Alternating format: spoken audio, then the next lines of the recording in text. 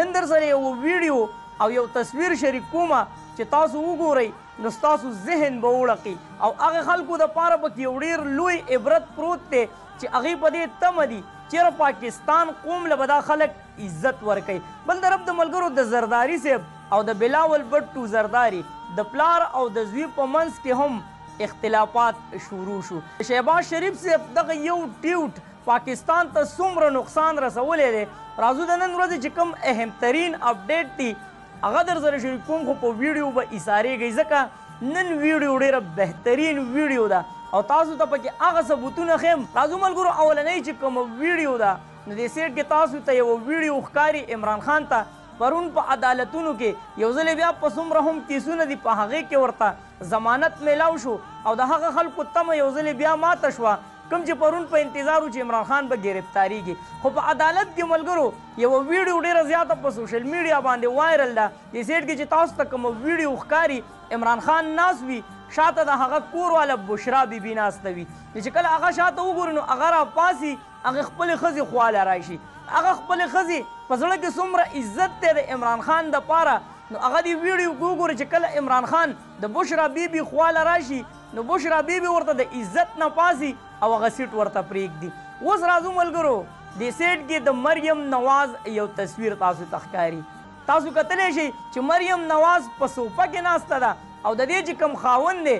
نو هغه یا په بینچ دی یا ټیپایي ده چې هر څه دي ځکه چې کورسۍ هم د صفدر دپاره نشته دی چې هغه په کورسۍ کې کینی. صوفه خو پرېږده چې څنګه طریقې سره هغه ناسته ده او خاوند یې په کومه طریقه باندې ناست دی نو د دې نه هغې خلکو ته سبق حاصلول پکار دي چې هغوی په دې انتظار دي چې دا خلک به پاکستان له عزت ورکړي دا خلک به د پاکستان خیال وساتي چې یوه ښځه د خپل خاوند خیال نشي ساتلی نو هغه به زما او ستا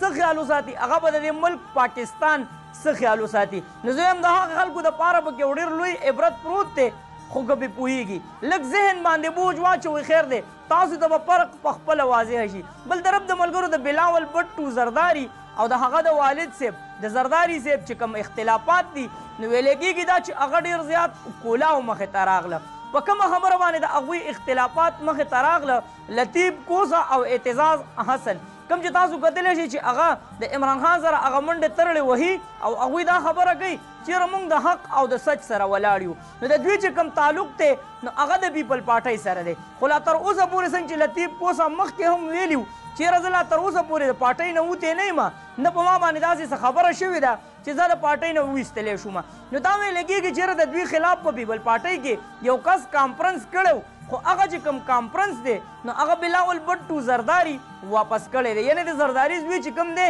نو هغه کانفرنس واپس کو په دې باندې زرداري صاحب یو ځلې بیا د پیپل پارټۍ چې کوم کسان دي نو هغوی ته دا اډر ورکو چې تاسو کېنئ د لطیف کوسه او د اعتزاز حسن حوالې سره یو کانفرنس وکئ نو په دې باندې د پیپل پارټۍ چې کوم رهنما دي کوم کسان دي نو هغوی زرداري صاحب ته ویل چې یاره مونږ بلاول بټو زرداري هغه منې کړي چې تاسو به دا کانفرنس نه کوئ نو په دې باندې څوک زرداري صاحب په غوسه کې راغی ورته ویلي دي چې ورته ووایه تمہارے باپ نے بولا ہے ستا پلار دا وینا کړې ده چې دا کانفرنس دې وکړی شي. نو دا چې کوم سیاسي حالات دي ملګرو نو تاسو ته به اوس ښکاره شي چې پلار او زوی پکې هم په یو بل باندې دغه چوټونه لګوي او یو بل دغه اختلافات یې مخې ته راوړل خو دا هم ویلی کېږي چې پیپل پارټۍ کې نور کم رهنما دي نو د هغوی هم چې کوم اختلافات دي نو هغه ډېر زیات په وسیع پیمانې ته رسېدلي دي. بل طرف د ملګرو څنګه چې تاسو ته معلومات دي چې مولانا صاحب دغه ویلي وو چې یاره زه کوم میټینګ په دوبۍ کې شوی دی نو هغې کې زه نه وم زه یې نه وم غوښتی وجه څه وه نو په دې باندې نواز شریف صاحب هغه ته وغوښتو اوس به د مولانا صاحب د منا وهلو یعنې د هغه د رضا کولو کوشش کیږي. بل طرف د ملګرو په دې باندې رانا ثناء الله هم دغه بیان ورکړی دی چې په دوبۍ کې کوم میټینګ و نو هغه څه ورلډ میټینګ نه و په هغې کې هېڅ هم نه دي شوي نو په دې باندې ټول پاکستانیان پوه شوي دي چې هغه کوم میټینګ و نو په هغې کې هېڅ هم ونه شو ځکه وتعزو من تشا وتذلو من تشا ستاسو چې کوم میټینګ و ستاسو چې کوم میشن و نو هغه الله جل شانه ناکام کو. نو اوس یې مولانا صاحب دوبۍ ته غوښتی دی نواز شریف صاحب چې څه به وایي هلته به څه میټینګ کېږي خو که زمونږ دا اواز رسي مولانا صاحب ته مونږ عاجزانه ریکویسټ کوو چې څنګه تاسو رالی او میټینګ هم وکړو چېرې دوی ولې ما په میټینګ کې نه کښېنئ نو داسې د دې عوامو دپاره هم یو دغه شان خطرناک میټینګ کوه نو انشاءالله العزیز چې دا چې کوم عوام دي ستا نه ګیلهمن دي نو زه وایم دا به ستا نه ټول خوشحاله چیرې مولانا صاحب دغه د خطرناک میټینګ وکړو او په هغې باندې نواز شریف او شهباز شریف او زرداري صاحب دي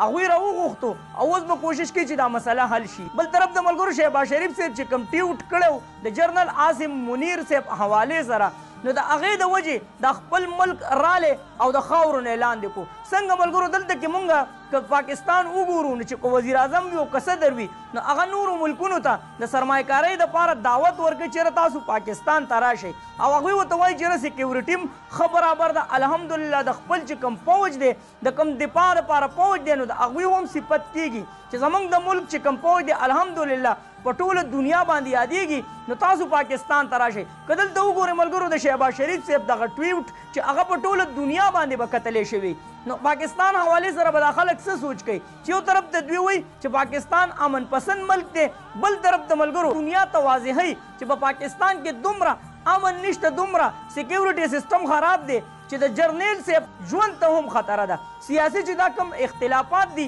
نو دا دې حد ته ورسېدل چې دوی په خپله باندې دا ملک راخلي او په خاورو کې میلاوهي. بل طرف د ملګرو د منی لانډرنګ چې کوم کیس و نو په هغې کې سلمان شهباز کوم چې د شهباز شریف صاحب زوی دی نو هغه پرون بری شو بلکې په هغې کې چې څومره هم مجرمان ملوث وو نو هغې ټول بری شو. په هغې باندې د سلمان شهباز چې کوم ټیوټ دی یا کوم د هغه بیان دی نو هغه مخې ته راغلی دی چېرې نن ثابته شوه چې موږ حق او سچ یو او په موږ چې کوم کیسونه جوړ شوي نو هغه مکمل فضول وو. دلته کې پاکستاني قوم له هم په دې باندې لږ غونتې سوچ پکار دی چې د اوسه پورې تاسو په عدالت کې د سلمان شهباز حاضري لیدلې ده د اوسه پورې د دغه خلکو څنګه چې عمران خان روزانه نینو په دویمه ورځ باندې د آئین او د قانون مطابق خپله چې کومه حاضري ده نو هغه کوي آیا دغه خلکو حاضري کړې ده چې د دوی کیس بری شو نو دغه انارو چې کومه حاصلوله نو هغوی حاصله کړه خپل چې کوم کیسونه دي نو هغه مکمل کلیر کړل. هغه کیسونه چې په هغې باندې د پاکستان چې کوم حالات دي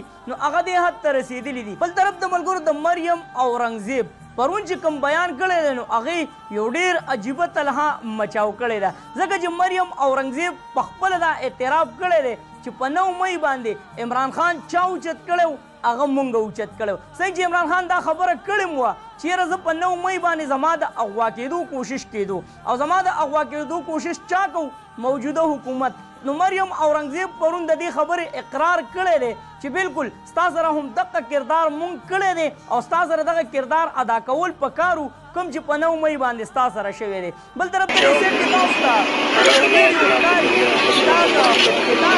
مریم اورنګزیب دغه ابتدا له راغلې وه خو تاسو به حیران شئ چې دا ابتدا د څه شي وه دا د سلیما وه. د دې نه بعد دوی دعا کړې ده چې اللهم ربنا آتنا فی الدنیا حسنه وفي الآخرة حسنه وقنا عذاب النار. د سلیما ابتدا او د هغې نه بعد دا الفاظ تاسو به حیران شئ چې دا په کوم طرف باندې دا خلک روان دي او دغه ابتدا کې دې دا خبره کړې وه چېرې وړې وړې سلیماګانې پکار دي چې دا کم هلکان دي چې دا په لارو کوزو کې ګرځي نو چې دوی ځي دغه سلیماګانو ته او د دې نه بعد د نرګس تاسو به کتلي هغه نرګس نومې یوه ډمه ده نو د هغې بیا مجره وه په دغه سلیما کې چې د کومې سلیما ابتدا شوې ده. نو دغه هم ملګرو د مریم اورنګزیب چې کوم کردار دی نو هغه مې هم ستاسو سره شریک کړو. دغه د نن ورځې چې کوم اهم ترین اپډیټ دي هم ستاسو سره شریک کړه. تاسو باندې دغه اپډیټ څنګه ولګېدل موږ ته به د ویډیو نه پته لګي چې تاسو ویډیو له څومره مینه ورکوئ. چېرته هم یې الله خاد آباد او خوشحاله سات. آخره کې یو واز پاکستان زنده باد مسلمان زنده باد تل دې وي آباد دې وي زموږ وطن پاکستان دې وي مسلمان دې وي. الله